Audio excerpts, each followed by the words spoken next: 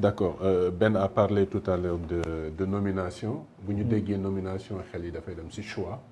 On porte des choix sur des personnes. Selon leurs compétences et cetera. Bu ñu nee choix aussi suñu xel day dem ci benn rivalité boo xam ne bu bees la. Entre Mimi Touré. Parlant de politique et le président de la République. Moom Mimi Touré nee na li leen boole c'est la question du troisième mandat. Mais beaucoup d'autres situations ñoo ñëw.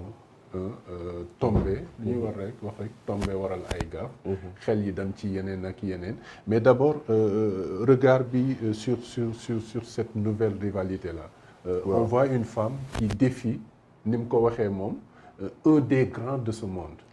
Waaw xam nga man des fois Mimi Touré est en train de vouloir se positionner comme la femme faible combattue et qui cherche l'empathie et le soutien du victimisation. Oui, mais il faut le dire. Il faut le dire parce que troisième mandat moo ko booleeg président de la République. C'est ce qu'elle a dit. Voilà. Maintenant, elle dit Macky Sall a fait le choix de la famille. Bon, man ci li ma xam ci Amadou Mame Diop, Macky Sall n'est pas apparenté à Amadou Mame Diop. Lu ma xam ci Mame Diop, il n'est pas apparenté à la famille de l'épouse du président de la République. Donc c'est où la famille foofu noonu. lu leen boole. non xam nga Amadou Mame Diop. il est ami à ku tudd Iba Faye. Iba Faye étant le frère à Mansour Faye ça c'est vrai. mais dañoo xamante depuis université.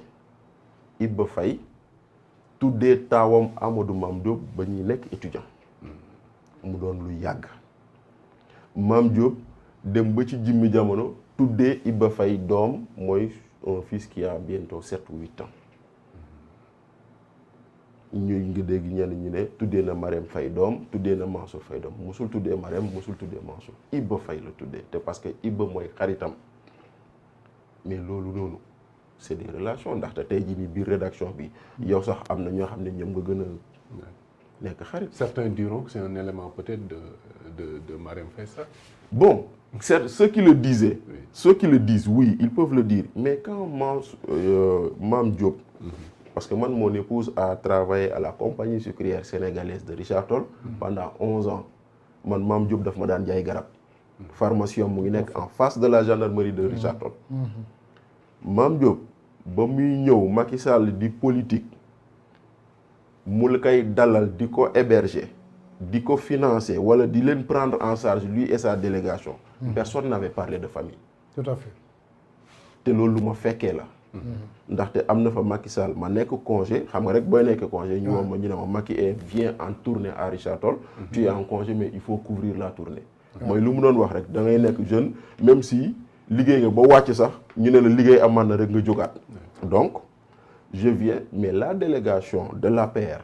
C'était lu ma lay wax ni c'était en 2009 délégation APR ñoom ñëpp nu ñu toll ils ont été pris en charge ce jour-là par Mame Diop et cerise sur le gâteau Mame Diop Macky Sall kër Mame Diop la fanaan bis boobu fanaanul hôtel.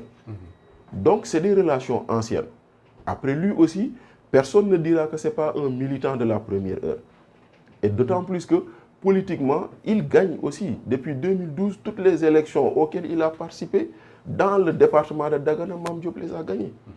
Donc, légitimité politique, amnoko, légitimité historique, amnoko, te lu ñuy wax ci ay relations familiales avec Macky Sall ou Marème, nekku ci. C'est plutôt du mérite.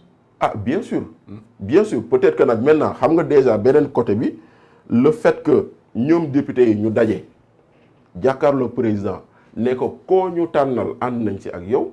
Ça enraye toute velléité de dire daf ma ko digoon parce que bu dee dañ la ko digoon te en public waxuñu ko te yow nga ñëw taxaw nga ne koo ñu tànnal ànd nañ si buñ tànnee ku dul yow da nga ci war a ànd donc maintenant nag il n'est pas dit que choix bi da lay neex maintenant elle a fait le choix elle Aminata Touré d'exprimer son mécontentement elle a fait le choix de s'affranchir de l'APR et de cette coalition de Benno Bokk Yaakaar di xàll yoonam donc on va toucher aux questions qui vont faire mal à ce pouvoir. Ben, la question du troisième mandat.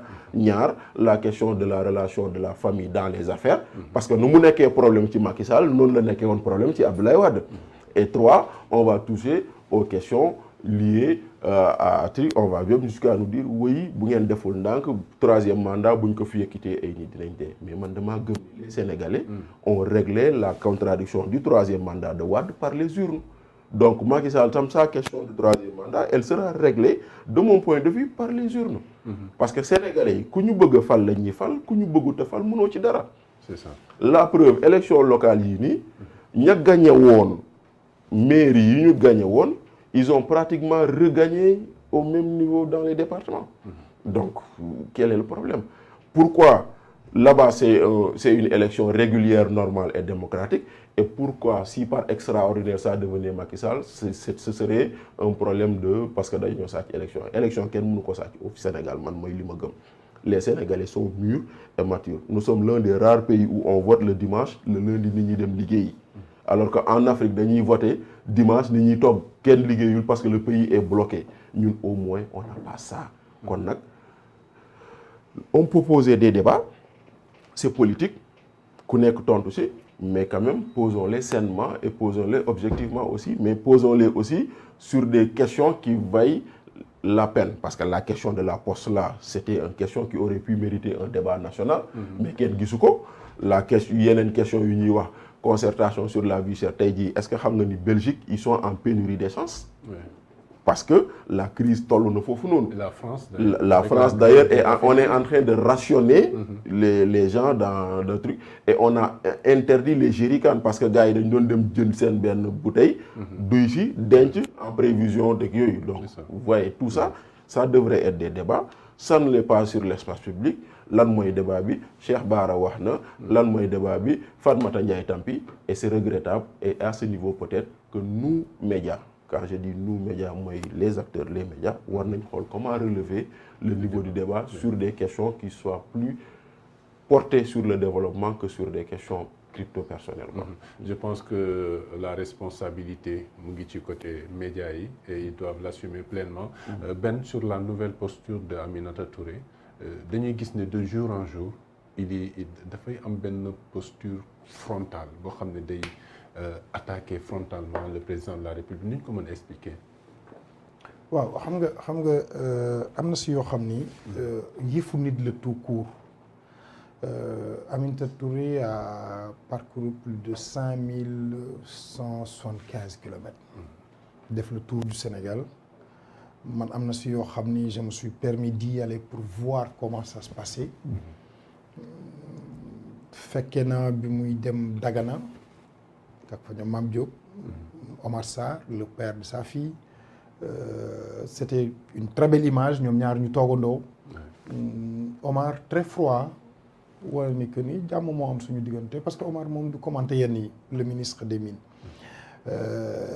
bi Mimi Touré demee Joal bi ñuy dugg Joal dafa arrêté cortège bi caravane ni leen est-ce que mën ngeen dindi woy boobu ñu may woyal